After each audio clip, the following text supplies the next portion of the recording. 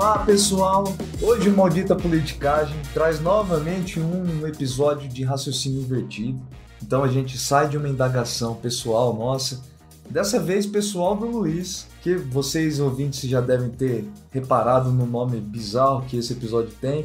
Eu confesso que esse episódio não é da minha autoria, o roteiro, né? O Luiz, numa noite, possivelmente de muita inspiração, veio com esse título. Eu gostaria de que você cumprimentasse os nossos ouvintes, explicando também o que é Jean Colonara. Olá a todos, olá Alê. Quando eu estava explorando um pouco algumas coincidências entre alguns candidatos à presidência do Brasil, especificamente quando a corrupção vira o tema por excelência, o tema principal de uma eleição, e percorri alguns candidatos e percebi que isso valia para o Jânio Quadros, para o Fernando Collor e para o Bolsonaro. E além da semelhança de ter como plataforma mestre o combate à corrupção, os três tinham outras coincidências, que nós vamos explorar ao longo do episódio, e eu pensei num tipo ideal. Falei, esses são candidatos muito parecidos, e aí falei, existe um Frankenstein que é Jean Colonaro, Jânio, Collor e Bolsonaro. Entendeu? Foi por isso. E por que o meu roteiro tem escrito aqui numerologia? Aí, bizarro, a gente foi explorando essas semelhanças e os anos que separam esses candidatos, 1960 para o Jânio, 1989 para o Collor e 2018 para o Bolsonaro, se vocês fizerem as contas aí, o intervalo entre cada uma dessas eleições é exatamente 29 anos. Então, além de uma série de semelhanças, que fez com que eu pensasse nesse nome talvez tosco, você está enchendo o saco, existe um componente numerológico aqui, cósmico, entendeu? Eu falei que tá gritando, cósmico. Então, hoje nós vamos transitar entre história política, ciência política e numerologia nesse episódio. Maravilhoso, então o nosso podcast continua com o mesmo formato de sempre. No primeiro bloco a gente vai falar quais são esses três casos do Jânio Quadros, do Fernando Collor de Mello e do Jair Bolsonaro, a numerologia do Luiz Domingos Costa. Coloquem a referência nos seus trabalhos se vocês quiserem ser reprovados no trabalho de vocês. E no segundo bloco a gente traz algumas discussões, né? Falando sobre o conceito, falando sobre o desenrolar dessa história toda. E no terceiro bloco, por fim, respondemos a pergunta de sempre: quão maldito é essa propaganda política anticorrupção? E alguma historinha para vocês guardarem o Jean Colonaro na cabeça de vocês. Continuem conosco, vai valer a pena pelo jeito.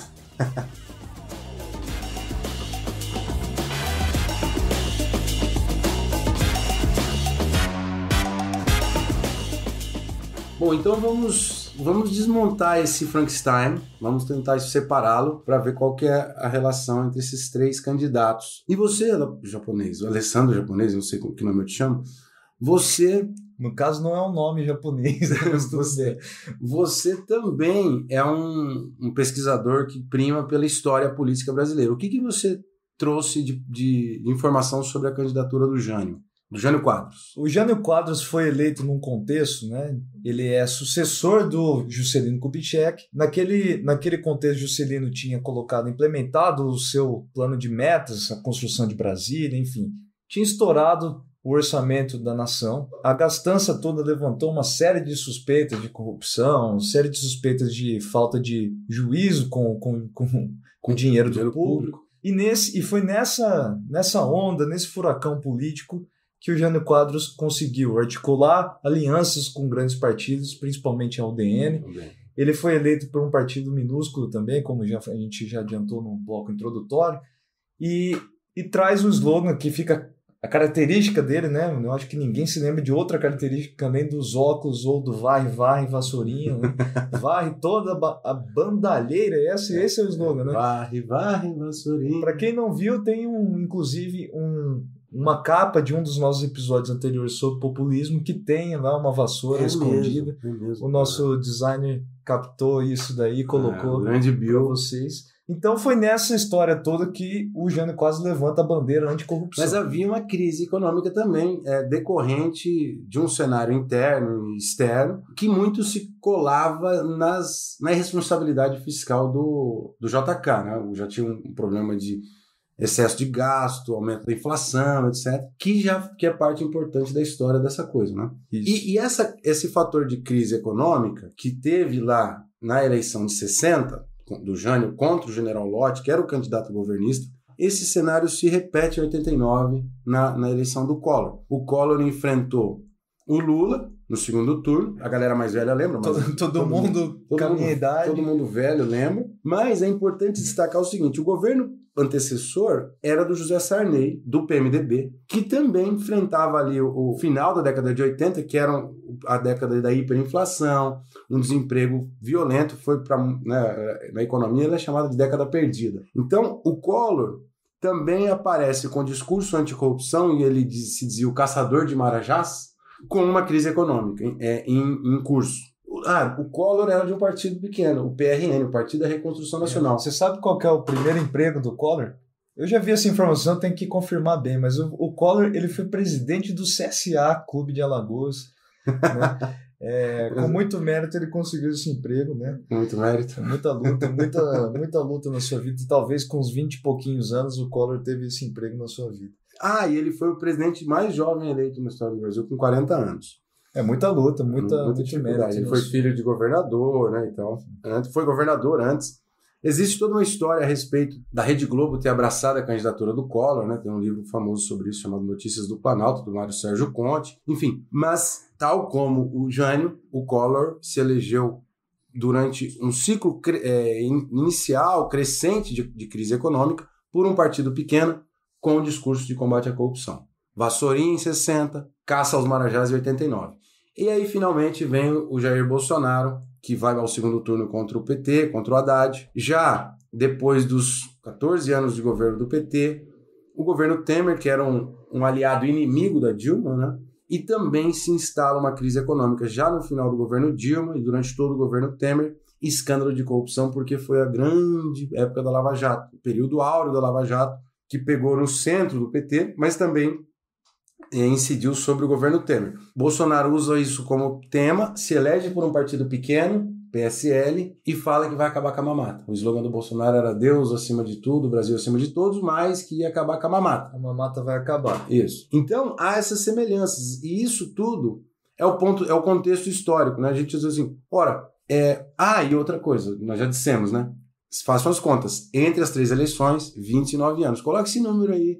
Anote. Isso aí é o número que vai perseguir a gente esse ano, tá? Então, segundo a teoria do Luiz, a cada 29 anos, um sujeito natural da política, como é o caso dos 3, que tinham uma carreira política, ou é filho de político, enfim, se diz novo na política, diz que vai acabar com a corrupção latente, com os problemas econômicos do país, porque o problema econômico é muito associado à corrupção, e ganha a eleição. Então Esse é o mote do episódio. Então a gente deu esse contexto e agora vale deixar a pergunta. Afinal de contas, a corrupção não aparece nas outras eleições? Ela demora 29 anos para aparecer? Ou ela aparece? Enfim, qual que é o papel da corrupção nas eleições presidenciais brasileiras? Vale ressaltar que estamos falando sobre o papel do combate à corrupção como propaganda política, e não exatamente uma análise sobre, de fato, se existia equilíbrio econômico, se existia corrupção, porque isso a gente deixa para um outro como a corrupção vira uma bandeira. Né? Vira uma bandeira política, é isso.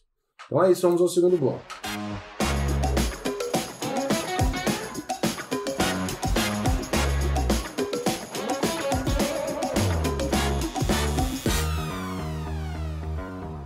Se a gente for tentar, então, definir corrupção não é nenhum conceito político, né, muito cheio de significados diferentes. Corrupção pode ser definida como um ato de corromper em prol do benefício próprio, né, uma coisa bem de dicionário, todo mundo entende, então, o que é corrupção. Será que corrupção, então, se torna uma bandeira política, né? Um combate à corrupção, uma bandeira política apenas em 29 anos, já que estamos na numerologia que o senhor propôs aqui, ou ela aparece de alguma forma, ou nós podemos dizer que durante 29 anos as pessoas não se importam com essa bandeira? Com anestesiadas com relação à corrupção. Não pode dizer isso. Os estudos sobre comportamento eleitoral têm mostrado que o eleitor não é indiferente à corrupção em todas as eleições. Né? Na verdade, ocorre uma escala de critérios. Em algumas eleições, a corrupção se torna o principal critério, mas não significa que nas outras eleições o tema da corrupção não esteja ausente. O Lúcio Renault e o Barry Ames, que analisaram isso em sucessivas eleições recentes no Brasil, mostram que a corrupção quando o governo é bem avaliado, por exemplo, Lula 2006, Dilma 2010, etc., os escândalos de corrupção aumentam aquilo que eles chamam de ambivalência do eleitor. O eleitor trava para reconduzir e premiar o governo que está tendo um bom desempenho macroeconômico, como foi Lula e Dilma no primeiro mandato. Significa dizer assim, que o eleitor ele passa a ter uma crise para votar a partir de critérios econômicos e, em geral, no final das contas, dizem esses autores, que os escândalos de corrupção causaram perdas de votos para Lula em 2006, para Dilma em 2010. Só que não suficientes para que eles perdessem a eleição. Então você está querendo dizer que o combate à corrupção faz parte da preocupação latente do eleitor, mas para essa bandeira se tornar o principal argumento, a principal discussão da pauta política, é preciso ter um cenário específico para que isso ocorra. Exato, é isso que eles dizem. Aliás, só um parênteses, você disse preocupação latente, você está de brincadeira. Eu tô aprendendo. Latente as pessoas... precisa explicar. Latente significa que são preocupações que estão meio adormecidas, estão ali, mas não estão ativadas. Fui certeiro nessa, gostou, né? Gostei, tá chique japonês.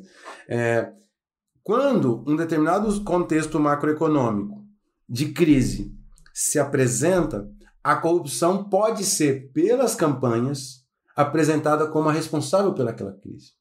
Então, a corrupção ela aflora em contextos de crise econômica. Em momentos de bem-estar econômico ou de crescimento econômico, melhoria de vida, mobilidade crescente da população, mobilidade social crescente, a corrupção também aparece, mas ela não toma o centro das atenções, entende? É mais ou menos isso que eles dizem. Então a corrupção está sempre presente, às vezes como segundo, terceiro critério. Quando que ela vai se tornar o primeiro critério? Quando uma crise econômica aparece e as candidaturas falam: a responsável pela crise econômica é a corrupção. Parece um argumento lógico, né? Lógico. Está faltando dinheiro, estamos numa crise econômica e essa crise econômica é causada pela corrupção que está no Estado. É isso.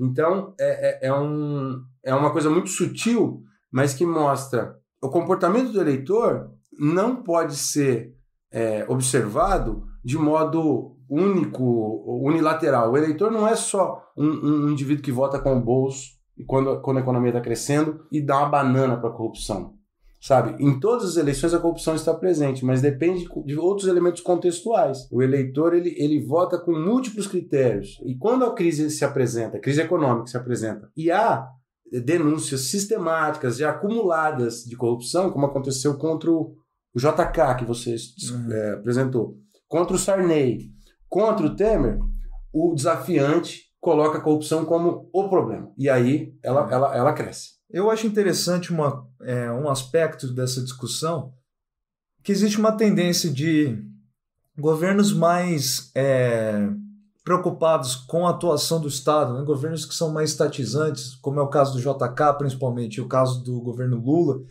Governo Dilma e Lula, né? Governo petistas. Sim.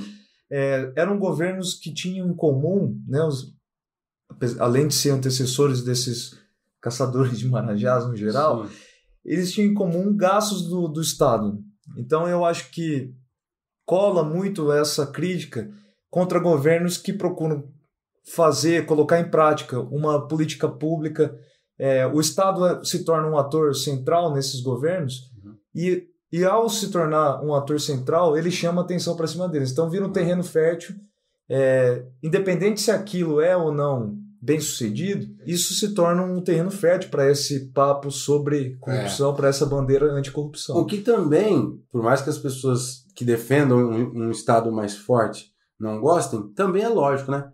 Aumenta a gastança, é possível que se aumente os gastos indevidos, dos desvios, assim, também é lógico. E acaba sendo esse o trunfo, a forma com a qual as oposições, normalmente oposições mais liberais ou conservadoras, tendem a atacar esses governos. Acaba sendo desse jeito. Sim. Existe um mito, inclusive, sobre isso, um mito que eu não sei exatamente por que, de um lado, existe tanta críticas em relação à possível corrupção dentro do Estado, e, por outro lado, existe uma espécie de fechar os olhos ou de ignorância mesmo, de achar que a corrupção é coisa de Estado.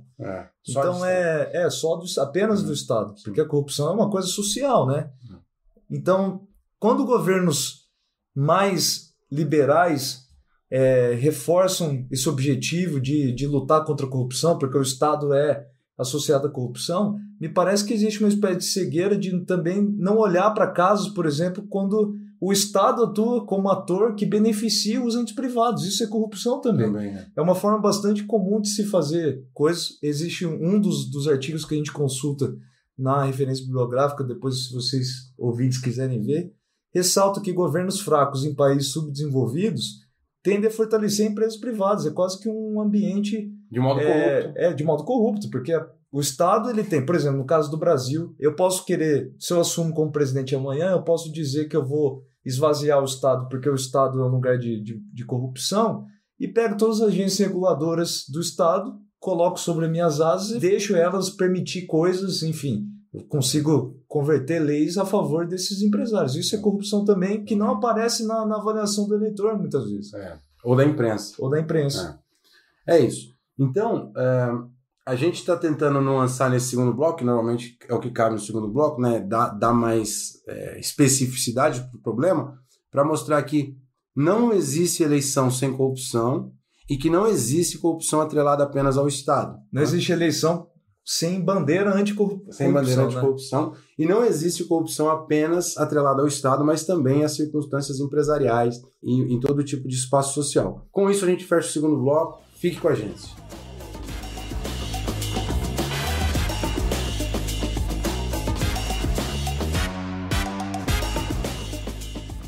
Seja a esquerda, seja a direita, a corrupção é maldita, é uma porcaria. A gente não está aqui defendendo corrupção de jeito nenhum.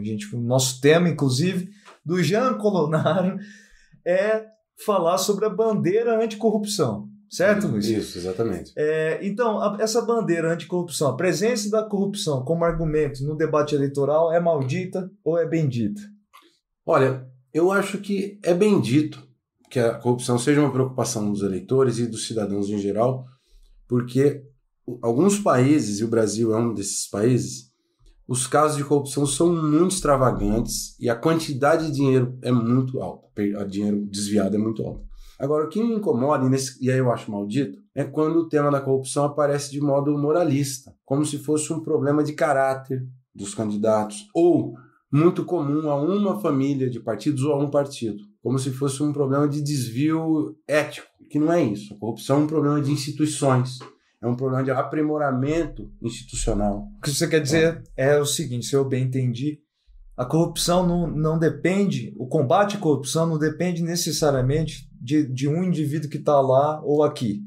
Depende das instituições que consigam controlar aqueles que vão ocupar a cadeira. Isso, então é provável que a corrupção aconteça nos mais diversos segmentos ideológicos ou classes sociais, e quando eles estão nos cargos públicos, eles vão incorrer em atos corruptos. O problema é como combater isso de modo crescente, incremental. Você não vai ter um salvador da corrupção, como normalmente se apresenta. Como se apresentaram esses que são os nossos casos de hoje? A agenda de combate à corrupção, por esses três candidatos, nunca produziu ganhos significativos. Tanto que os dois primeiros, o Jânio e o Collor, nem sequer terminaram o mandato. Por quê? Porque eles contribuíram mais para desestabilizar o país do que para estabilizar. E o Bolsonaro consegue terminar o mandato e vai como candidato à reeleição por outras razões. Ou seja, a gente pode fazer inclusive uma crítica. Essa coisa de desestabilizar instituições democráticas, né? Você ir minando a força delas porque você é anti-status quo, ela inclusive contribui para a corrupção. Exatamente. Porque são justamente as instituições democráticas aquelas que são mais capazes para vigiar o presidente, vigiar o governador. Imperfeitas, mas são as mais capazes porque contam com uma imprensa livre, conta com a crítica dos partidos adversários. Quando você vai reduzindo o espaço para a imprensa, reduzindo o espaço para a oposição, aí que o combate à corrupção vai por água abaixo. Mas agora a gente vai para a parte descontraída da coisa, se é que esse episódio pode ser visto como sério, já que você me criticou pelo próprio título do negócio. Tem uma história aí na gaveta? Fiz a tarefa de casa. Na verdade não é tão direto com o tema, mas eu me lembrei com a discussão, eu venho de uma cidade que é do interior de São Paulo, e lá não é nem numerologia, porque essa cidade bastante conservadora elegeu um prefeito declaradamente gay. Então não é numerologia, porque isso vai acontecer... Pode ser numerologia de 1000 e 1000 anos, talvez, né, disso acontecer no interior de São Paulo. Mas enfim. A cidade é? Lins. Potência de Lins, tá? Potência de Lins. Mas Lins foi inovadora nesse aspecto e teve um prefeito gay. E eu estou longe de Lins, eu não acompanho a política local, não sei se o governo dele foi bom, foi ruim. Eu sei que as pessoas, por não gostarem de ter um prefeito gay, pessoas da classe média, porque ele foi eleito, então tinha metade da população que gostava dele, enfim. Certo. Mas as pessoas ali da classe média adoravam criticar ele, um nível de politização que eu nunca tinha visto na minha vida, e falar, sempre levantava a bandeira, aquele corrupto, aquele namorado dele tá ganhando dinheiro, etc. Eu nem sei se isso é verdade ou não, eu sei que as pessoas que estavam levantando essa bandeira não estavam de fato preocupadas com o dinheiro que ele estava dando ou não estava dando para o seu parceiro. Eles estavam preocupados em afetar a imagem daquele prefeito que era gay contra os seus valores morais, conservadores, etc. E é esse caso, essa sua história, amarra com o que eu tinha falado sobre o moralismo. A corrupção, normalmente, ela vem encaixada em outra agenda moral, né? Que é assim, existe um desvio. Então, isso foi muito presente no caso da Dilma, na época da Lava Jato, pelo fato dela ser mulher. Então vinha muito por parte de um machismo, que é claro, isso não é o fator definitivo para ela ter sido impedida, ou não é o único fator, embora talvez seja definitivo sim, mas a corrupção da Dilma, o que ela permitiu, o que ela tolerou, vinha muito casada, amarrada com o fato dela ser mulher, assim como nesse caso de Lins. Então, é nisso que me irrita a discussão sobre corrupção, com a agenda moralista, preconceituosa e assim por diante. Agora, ainda no front numerológico, o meu reloginho está dizendo que a gente já vai estourando o limite dos nossos... Deu 29? Deu 29 alguma coisa? Não, deu 20. Então... Cara, pior é que o nosso episódio vai ser dia 29. Agora que eu vi aqui. Que absurdo! Sério? Ah, você previu isso. Eu não tinha visto isso. Não, eu não tinha visto. Bom, então é isso. Eu queria fazer um aviso. Que as pessoas escrevam mais. A gente tem recebido alguns comentários falando sobre o podcast, falando sobre a objetividade, ou às vezes a didática do Alessandro, que é magnífica. Mas é importante que vocês também contem sobre como que os episódios impactam algumas formas as coisas que vocês pensam, como que vocês passam a pensar determinados assuntos. Enfim, falem mais sobre como que o Maldita Politicagem tem participado da vida de vocês. Se vocês ouvem lavando louça, dirigindo para o trabalho. Isso, então, falem um pouco mais de vocês, a gente quer conhecer um pouco mais dos ouvintes. Em breve, quando a gente tiver recursos estratosféricos e tiver condição de fazer uma promoção, um sorteio, as pessoas que estiverem colaborando com suas histórias serão prioritárias nos nossos sorteios. E continuem nos acompanhando toda a semana pelas plataformas todas de podcast, pelo Instagram. Escrevam, é isso, Ale. É isso, tomem cuidado com o número 29 na vida de vocês. Um abração. O Maldita Politicagem tem produção e roteiro de Luiz Domingos Costa e Alessandro Tokumoto, design e edição de áudio de Fábio Tokumoto.